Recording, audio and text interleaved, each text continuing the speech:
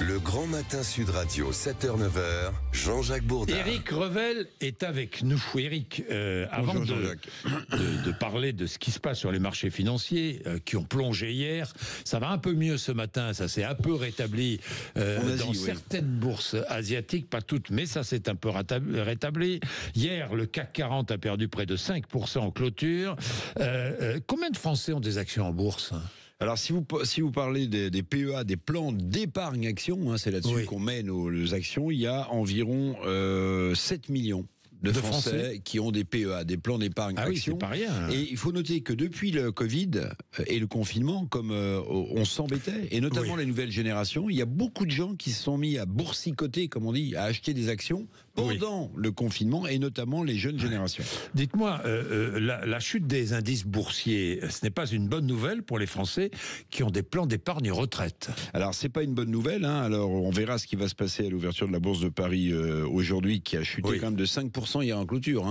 Normalement, ça devrait mieux se passer ce matin dans le sillage des bourses asiatiques. Mais depuis que Donald Trump a annoncé ses petites Trumpiennes, la Bourse de Paris a perdu 14% quand même. 14%. Oui, 14% en 10 jours. Si vous avez 1000 euros d'actions, ça veut dire que vous avez déjà perdu 140 euros. Mais il faut le dire toujours, Jean-Jacques, parce que c'est ça aussi l'art de boursicoter. Tant que vous n'avez pas vendu, vous n'avez pas perdu. Voilà, mais il y a un secteur en revanche qui performe en bourse, c'est le secteur de la défense. Je regardais globalement depuis la mi-mars et l'annonce de défense européenne, les valeurs de défense ont gagné entre 20 et 60%. Alors entre 20 et 60% des valeurs françaises, des valeurs allemandes qui ont gagné beaucoup de terrain. Bien, la chute des bourses peut affecter aussi notre pouvoir d'achat. Ça a commencé un peu aux États-Unis.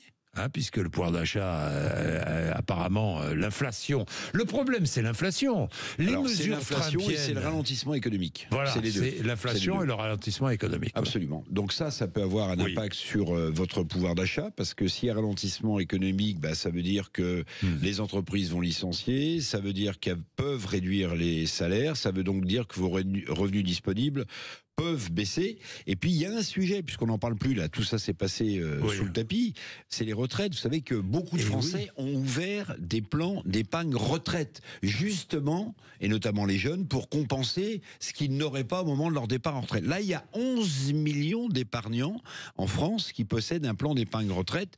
S'il y a une chute prolongée des bourses, ça veut dire que le capital que vous avez accumulé va diminuer. Et si les gens qui nous écoutent vont prendre leur retraite, dans les mois qui viennent, ça peut avoir un impact sur ce qu'ils toucheront avec leur PER.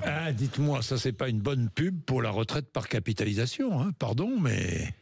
Alors, c'est pas une bonne pub pour la retraite par capitalisation. Disons clairement les choses. Sauf que Jean-Jacques, on peut dire aussi clairement les choses, que le système par répartition sur lequel nous sommes adossés collectivement depuis la fin de la Seconde Guerre mondiale est quand même à bout de souffle. Il faudra trouver une solution. Il y a de moins en moins d'actifs et il y a de plus en plus de retraités. Donc au bout d'un moment, qui paye Je le disais tout à l'heure, à propos des mesures trumpiennes, Audi annonce l'arrêt de ses exportations vers les États-Unis. C'est-à-dire qu'Audi n'enverra plus une seule voiture à vendre aux États-Unis. On ne trouvera plus d'Audi. Il reste 37 000 véhicules neufs sur place qu'il va bien falloir vendre, qui vont être à mon avis bradés. Mais surtout, Audi n'exportera plus aucune pièce de rechange. Alors, à mon avis, c'est ça qui va coincer pour le secteur automobile américain, parce qu'il y a des pièces européennes, allemandes et donc d'Audi qui rentrent dans la fabrication de voitures américaines.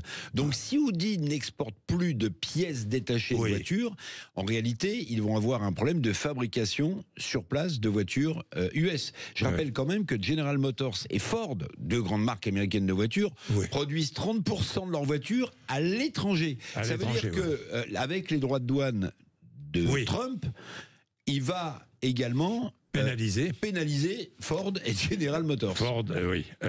Pendant ce temps-là, Porsche construit des chars d'assaut. Alors voilà, ça c'est incroyable. C'est-à-dire que vous avez Volkswagen, vous avez l'outil industriel allemand du secteur automobile qui se met effectivement à construire de l'armement pour une raison simple, c'est que Porsche notamment a beaucoup de difficultés à vendre des voitures de sport, notamment électriques.